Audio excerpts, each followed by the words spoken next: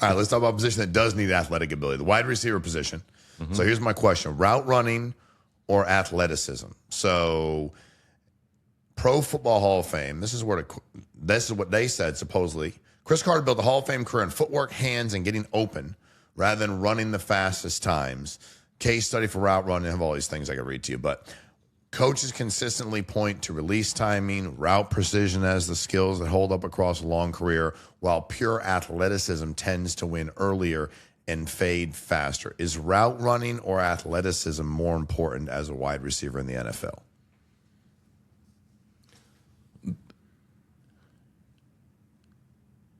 It's easier to teach someone with less athleticism. That's why you have all shapes, sizes of wide receivers.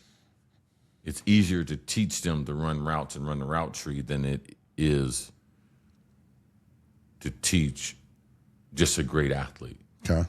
So you can play the position with great athleticism, but there's also going to be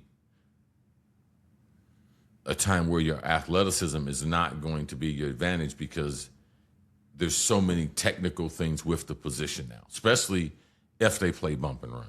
Yeah. Like that can negate all your athleticism immediately.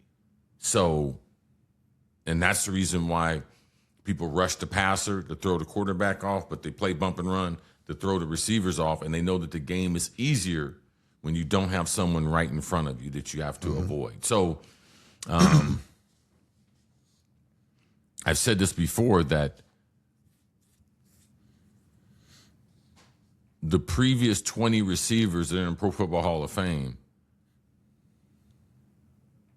none of them is an average athlete. Mm-hmm. Now, all of them are good athletes with a couple freaks in there. But I would say the ability to run routes masters.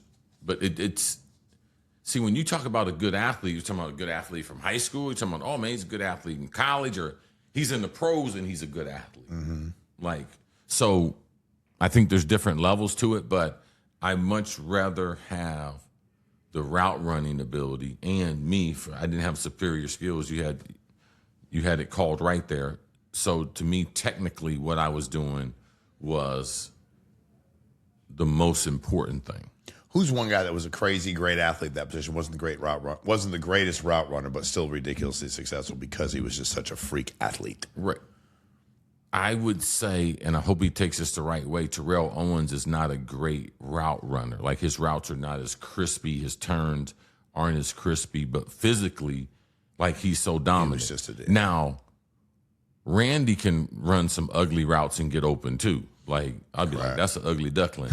Like, he can do some things that make him look like he's running lazy because we've seen him run so fast and get open. So it's yeah,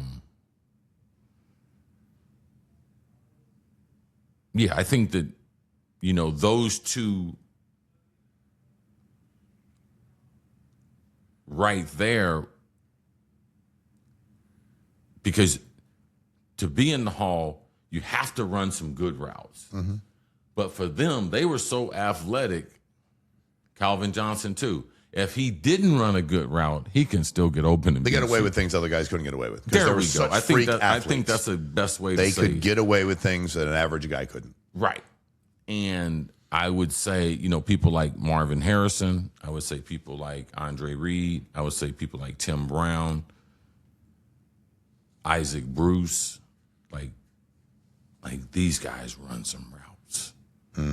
Like, they run some routes. They made a career running routes. Yeah, guys on the waiting list. Reggie Wayne, great route runner. Torrey Holt, great route runner. Yes. So, at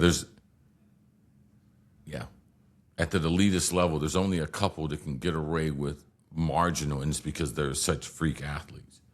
And you always talk about the route tree. The route tree includes how many routes? Typically 9 routes. 9 routes. There's a number, and it's typically based just like a tree. It's where the wide receiver is going to start on the line of scrimmage.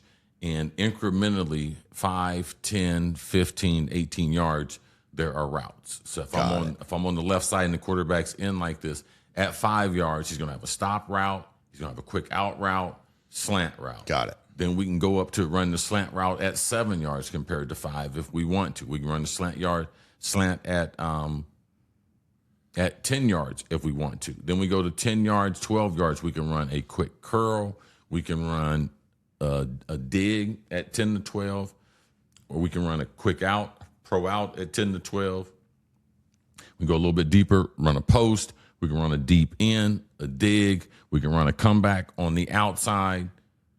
Like those are, and a fly route, which is a 9 route. The shortest route's a 1. The fly route's the 9 route. So that's the passing tree typically. There's your route tree. That's your route tree. When people talk about it, that's now what, you know. There's your route. that's what they're trying to describe. Very good follow-up, though. Okay. Couple more questions. It's like you're on radio. You're trying to paint a picture because people can hear you, but they can't see. You've said it 5 times. I never asked them, like, dude, what does the route tree consist of? How many routes is in that thing? Very good. You know. All right. So the boy's catching on after 107 episodes. The boy catching on. I don't learn fast, but I learn eventually. All right.